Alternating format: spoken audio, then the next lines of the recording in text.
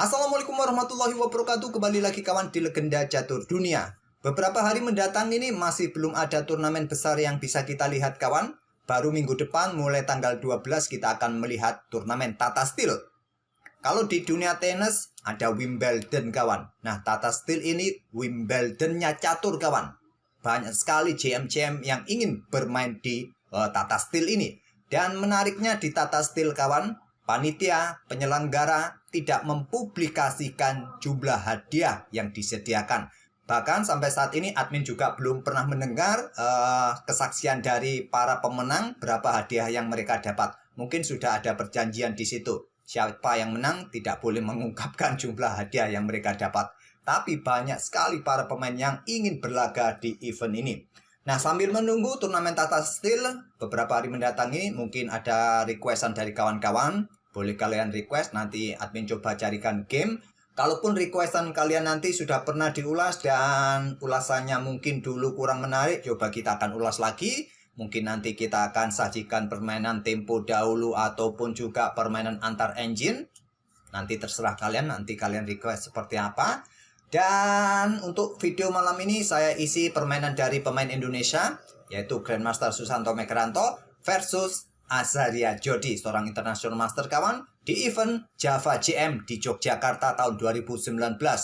Dan mengenai detail turnamen ini kawan, admin tidak terlalu banyak tahu. Admin tadi hanya mendapatkan game yang bagus di database. Mengenai detail turnamen siapa pemenangnya, admin tadi belum mencari tahu juga di Google. Mungkin kawan-kawan sudah tahu waktu itu tahun 2019 siapa yang menjadi juara. Bisa kalian tulis di kolom komentar sebagai informasi tambahan bagi admin dan kawan-kawan lainnya. Sementara kita akan nikmati permainan mereka berdua yang terjadi di babak kelima. Langsung saja kawan. Dimana di sini Grandmaster Susanto Mekeranto pegang putih mengawali dengan pembukaan pion E4, dibalas dengan International Master Azaria Jodi dengan pion E5, dan Grandmaster Susanto Mekeranto bermain dengan pembukaan Vienna kuda C6. Pilihan utamanya adalah kuda F6 kawan ataupun kuda C6 di sini, dua pilihan yang paling populer untuk menghadapi pembukaan Vienna atau pembukaan Wina kawan. Kalau kalian memilih dengan jalur kuda F6 biasanya akan dibalas dengan langkah pion G3 ataupun gajah ini keluar kawan, ataupun langsung dengan pion F4, kuda F3, 4 pilihan utama untuk menghadapi kuda F6. Kita kembali ke permainan aslinya. Di sini International Master Azaria Jodi memilih dengan gajah C5 kawan. Nah, kuda F3, gajah C4, 2 perwira minor di sisi kanan ini kebanyakan terlebih dahulu dikeluarkan untuk bisa mensegerakan amankan Raja Rokade, pilihan utamanya. Atau langsung bermain dengan pion F4 kawan. Atau pion G3 juga masih layak dimainkan. Banyak yang juga memainkan pion G3 di posisi ini. Tapi Grandmaster Susanto Mekeranto memilih menyerang. Kuda A4 tidak terlalu disukai oleh engine. Nah, di sini gajah diluncurkan oleh Azaria Jodi. Korban gajah ambil pion F2 skak. Raja ambil kawan, kemudian menterinya dikeluarkan petak H4 skak. Nah, kebanyakan di game-game terdahulu raja ini bergerak ke pusat ke petak E3.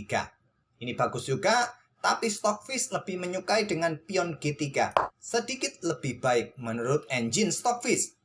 Ya tentu saja menyerahkan pion E4 ada ancaman di sini kawan pada kuda, pada benteng. Kita mendapatkan pengembalian pengorbanannya tadi. Menteri keluar ke petak E2 saran dari Stockfish. Mungkin ambil benteng di sini. Menteri ambil di sini blokade dengan kuda ataupun raja bergeser ke F8.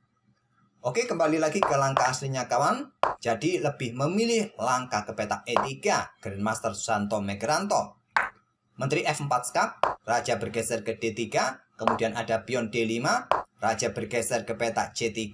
Tidak terlalu disukai oleh engine, tapi kebanyakan pemain di game-game terdahulu memilih raja bergeser ke petak C3. Sepertinya Grandmaster Susanto Mekeranto sudah tahu hafal kawan, ada game seperti ini jadi dia memilih langkah yang paling populer.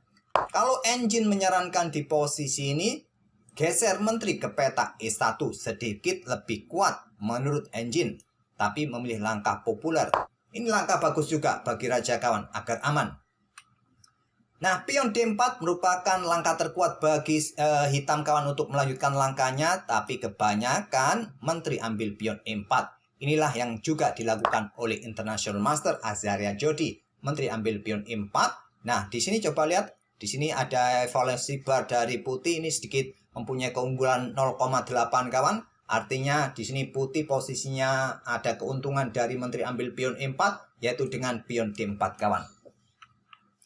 Kalau ada pion D4 di sini, kalaupun ada pion pukul pion, ambil balik oleh menteri menantang pertukaran, apakah langsung terjadi pertukaran atau mempertahankan menterinya di atas papan. Tapi memilih dengan langkah raja bergerak ke B3. Lagi-lagi kawan, langkah ini paling banyak diambil di game-game terdahulu. Bukan hal yang baru bagi putih, raja ke petak B3 untuk perkuat posisi kuda. Nah, ada kuda A6, kalau Stockfish lebih menyukai ke petak C6 kawan untuk dukungan menterinya ancaman skakmat. Di sini ada pion A3, pion D4 masih cukup kuat menurut Stockfish untuk menghentikan manuver menteri yang mencoba ancaman skakmat. Tapi memilih dengan pion A3, kontrol peta B4, berikan ruang juga bagi raja di sini untuk mundur mungkin nanti sebelum kudanya juga diselamatkan.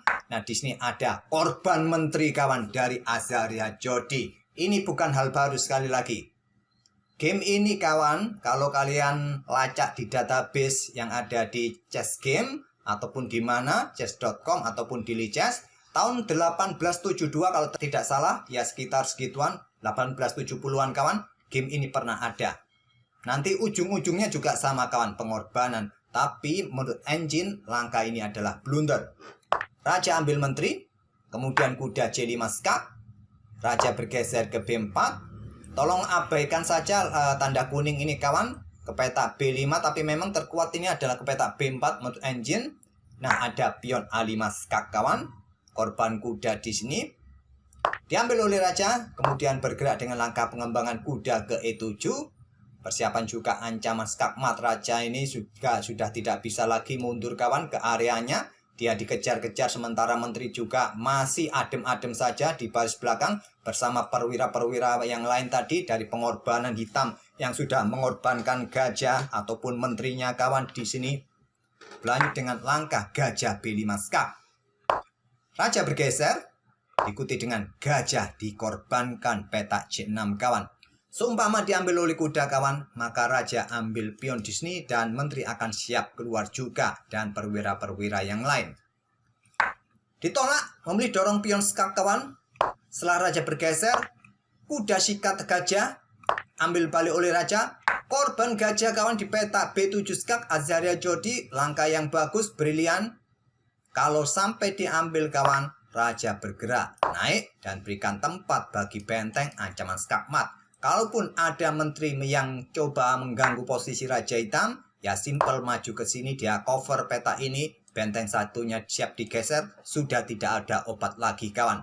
Jadi di posisi ini kawan, di permainan aslinya tadi saat korban gajah, gajah tidak diterima. Bergeser kawan, peta B5. Ada skak lagi kawan. Bergeser lagi ke peta C6. Bagaimana kalau mundur? Apa konsekuensinya? Gajah akan ke petak C4 dan sudah tidak ada obat lagi kawan. Ancamannya skakmat beberapa langkah berikutnya. Dan raja sudah tidak mungkin lagi untuk mendapatkan ruang. Ambil contoh dorong pion juga percuma. Jadi di sini tadi skak-skaknya berulang-ulang kawan dan permainan beragermis. Sekali lagi, langkah atau permainan seperti ini di tahun 1870-an sudah pernah terjadi. Cukup menarik kawan, mungkin kalian perlu hafalkan jalur ini kalau ingin bermain dengan pengorbanan-pengorbanan untuk menghasilkan permainan remis.